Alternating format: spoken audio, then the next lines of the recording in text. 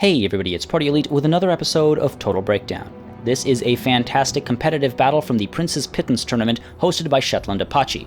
The second in a best of 3, it pits the Gobbo King's Lizardmen against the High Elves of Xiphos. And we begin as always with talk of composition and deployment, and as you can see, both sides keeping things somewhat simple here. Let's start with the Lizardmen. In charge we have a Slann Mage Priest of High Magic, and protecting that Slann we do have the Feral Carnosaur. Up front, Vanguard deployed 2 units of Chameleon Skinks, hoping to get some damage in nice and early. They can of course fire while moving and have decent range as well, so just get a little bit of damage done while pulling back into some safety. And this front line is checkerboarded with Skink cohorts up front and Saurus Warriors right behind them, so giving an unhindered path of retreat for these Skinks up front, and then these Saurus Warriors can push in and create a solid frontline engagement, or of course they can turn around and come from different sides and angles if necessary. Right behind them, we do have these Skink Chiefs atop Stegodons, able to fire away right from the start, getting great range as they do act sort of like an artillery piece. And then all the way at the back here, a Skink cohort and a unit of Cold One Spear Riders, I think acting as shields, protecting the leadership in the center here in case anything large comes charging through. The Cold One Spear Riders are anti-large and armor-piercing, and the Skink cohort a little bit on the weaker side, but at least they can, well, they'll form a barrier, let's put it that way. Now let's take a look at what the High Elves have brought to the field. As you can see, a little bit of an air force going on here, but first things first, Teclis is in charge atop a horse, and the front line once again checkerboarded here as well. The front itself consists of these 3 units of spearmen, and right behind them in the gaps, these 2 archers. I think the plan here was to try and bait some charges in from enemy dinosaurs nice and early, give a juicy target so these spearmen can turn around and get surrounds in, rear charges in, and maybe even get some support from these 3 units of Phoenix Guard at the back. That's the only reason I can imagine of putting the archers in the gap here rather than the Phoenix Guard, and this of course provides that opportunity to pile in on an aggressive dinosaur or come in with flanking maneuvers and charges with these extremely efficient Phoenix Guard. And then finally, up front, we do have a Moon Dragon as well as a Star Dragon. So again, pretty big Air Force. Let's see how it all breaks down. Right away, of course, as you can see, the dragons are pushing forward, scouting away a little bit, and these Skinks are forced back. They do pull back ever so slightly. Have to be careful of those dragon breaths that might come crashing into them, destroying their will to fight. And you'll see we do have the Skink Chiefs firing away at the Phoenix Guard right from the start as well. Great call. The Phoenix Guard have martial mastery, not just martial prowess, so you really want to try and reduce their health to below that 50% mark, as they do get a bigger benefit from having martial mastery. At the same time, you'll see the Chameleon Skinks here firing away at the Moon Dragon, doing a little bit of hurt here and there, hoping to get as much damage done into these very threatening units before they're able to get too much done. And you'll see almost right away the first piece of magic, a Tempest goes down on the Star Dragon, and both of these Chameleon Skink units turn around and focus in on the more threatening dragon. And as they do so, you'll see a great move here from the High Elves. The archers begin firing away at the Chameleon Skinks, hoping to scare them back. And that's a great call, because take a look at what it does. These Chameleon Skinks right away respond by pulling back into safety. They fire in different directions. Control has been lost there, so great play by the High Elves, making sure that the Star Dragon doesn't take as much damage as it otherwise would. And at the same time, we've got regrowth going down, giving some physical resistance against the ranged fire, and also, of course, replenishing hit points while the dragon is taking some hurt. In the center, meanwhile, the Moon Dragon decides to take matters into its own hands. It dives into the central unit of Chameleon Skinks, and right away you'll see these Chameleon Skinks, they do pull back. They try to get safe from that Moon Dragon, but the other unit is firing away immediately, and the Cold One Spear Riders back here as well, pushing forward to respond, and the Moon Dragon takes a tremendous amount of damage, its health dropping to almost 50%. And meanwhile, on the far right flank here, you'll see the Skink cohort creeping forward, trying to get around that front line to get into the archers and do a little bit of damage on the left flank as well. You can see the Skink cohort trying the same thing, but the Spearmen from the High Elves responding right away, forcing these Skinks wider apart than they'd like to go, and forcing them, in fact, to pull back into safety. So great play there from the High Elves. Nice attempt by the Lizardmen, but the High Elves did just outmaneuver them. And in the center, you'll see we do have our first frontline engagement. The Skink cohort in a bit of a tough spot. The Spearmen will do a decent bit of damage to them. It'll take a little bit of time, but they will do a decent bit of hurt. And then over here, we've got the Skinks pulling back into some safety as those archers continue to do a decent bit of damage, and the Slann Mage Priest as well, pulling back now as these dragons and the archers push ever threateningly closer. On the left flank, the Spearmen get their engagement against the Skink cohorts, and on the right flank as well, these Skink cohorts are prepared for that engagement to come in as well, while the Moon Dragon in the center here, you can see, has taken a tremendous amount of hurt, continues to take that great deal of damage. Clearly, the Star Dragon was a bigger priority for the High Elves, and so regeneration and healing capabilities are being used on that Star Dragon instead, and of course that makes sense. But as it is the higher priority, it once more gets struck by Tempest, and the Chameleon Skinks again turning around, hoping to fire it down, to just take it out the air.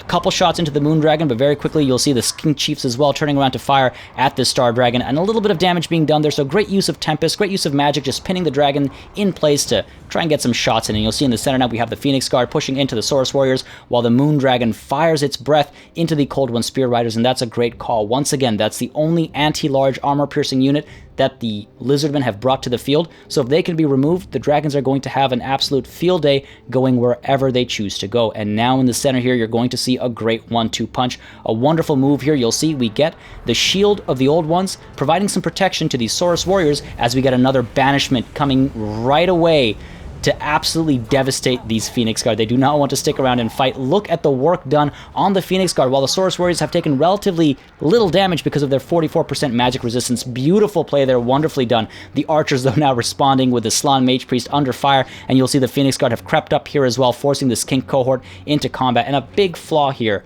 with what the Lizardmen are doing. You'll notice the Skink Chiefs on either flank firing away, so they're not doing nothing, but they're not doing enough. They've done a decent bit of hurt to the Star Dragon. The Moon Dragon has taken some hurt as well, but these guys really need to push in for some rear charges. These Spearmen are fighting away, these Phoenix Guard as well engaged, so a nice rear charge or two just bouncing between units would have done a great deal of damage. Stegodons are there for that very purpose. They're anti-infantry, they're armor-piercing.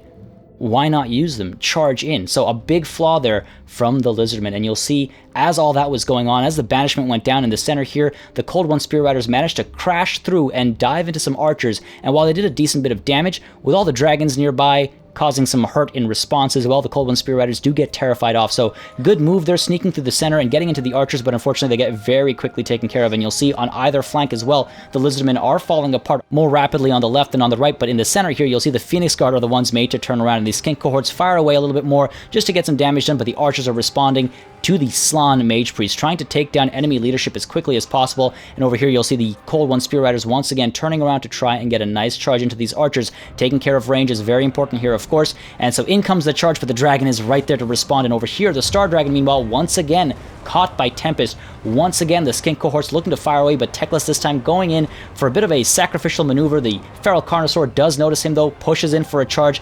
Teclis commits, though. He wants to scare these Chameleon Skinks back. Great call there. Look at that. They get frightened. They have to be pulled back into safety. I don't think this is in skirmish mode. I think they're being pulled back because of that threat of Teclis. And now they're firing at Teclis, even though the Star Dragon should be the focus here. It's been pinned in place by magic, but unfortunately, Teclis does a brilliant job, and in comes the Feral Carnosaur as well, giving chase. He is anti-large, and Teclis is on a horse, so that's a dangerous position for Teclis, but Teclis here pulling a Jeff Goldblum. Jurassic Park over here turns around and runs away, and the Feral Carnosaur gives chase. So wonderful use of Teclis there. Great job risking leadership a bit, and you'll see Teclis continues to be chased, using the Potion of Charoi, though, for the damage resistance as that anti-large unit was giving chase, replenishing hit points as well. Great use of a great item. The left flank, meanwhile, you'll see for the Lizardmen absolutely falling apart, while back here the Moon Dragon is giving chase to the Slann Mage Priest, who is using the Aura of Quetzal, providing that extra armor and melee defense now as well against the Dragon. The armor helps against range support as well, and of course the Shield of the Old Ones goes down right away, not only for that magic resistance, though not as important as the leadership boost I think that it's giving right now. Meanwhile, you'll see these lines are falling apart for the Lizardmen in the center here. The Saurus Warriors completely out of control. Full retreats over here. Out of control Saurus Warriors here as well. And on the right, the Skink cohort are managing to hold on, but pretty soon they're going to be broken and beaten as well. Over here, you'll see the Skink Chief finally decided to get engaged, get involved against some of these Archers, and the Dragon immediately giving chase. So good call. They're using the Star Dragon to give chase, helping it with regrowth as well. That physical resistance is going to make a huge difference. There's some fire coming in from the Chameleon Skinks, as well as, of course, the Skink Chief and the Stegodon itself. You'll see the Phoenix Guard, though, very quickly falling apart. Take a look at how much work is being done there, and at the same time, of course, we can't ignore the Moon Dragon and its Moon Dragon's Breath here right on these Chameleon Skinks, doing a great deal of hurt. There is a lot going on at any given time in this battle, so you'll see those Skinks do take a decent bit of hurt, but they do not break, and in comes another Tempest on the Moon Dragon this time, and both Chameleon Skinks decide to stay and fight. They open fire, and the Moon Dragon is in a very terrible spot right now. Over here, you'll see Teclis was chasing away the Cold One Spear Riders, but now turning around, hoping to respond to these Chameleon Skinks here as they fire away, but he's not going to make it. The Moon Dragon is already willing to give up, has very little health left, and meanwhile, on the left flank over here. You'll see as these Saurus warriors are very close to falling apart, one last desperate use of banishment comes in, but unfortunately this one does next to nothing as it pushes off in the complete wrong direction. The Phoenix Guard are safe. Meanwhile, the Slann Mage Priest is most certainly not. All of that range support continues to come in. The Dragon takes to the air, trying to get away here, and the Cold One Spear Riders dive into these archers. So great work there, great use of a relatively dead unit. Again, just trying to shut down that range support because it is extremely threatening, and you'll see the Moon Dragon, as we were looking around at that brilliant Cold One Spear Rider maneuver, the Moon Dragon did fall. So great use of the Chameleon Skinks, great use of Tempest, holding that dragon in place and gunning it down. Meanwhile, you'll see over here at the front line, the Phoenix Guard are looking for something to chase after. The Feral Carnosaur dives into the Phoenix Guard, needs to go chasing after the Star Dragon that has managed to take care of the Cold One Spear Riders. They have been terrified off, but the Feral Carnosaur, busy with the Phoenix Guard, coming out on top. Slann Mage Priest, though, now moving too far forward. In comes a wonderful Star Dragon's Breath, reducing his health by about 50%. Great drop there, only about a quarter health left.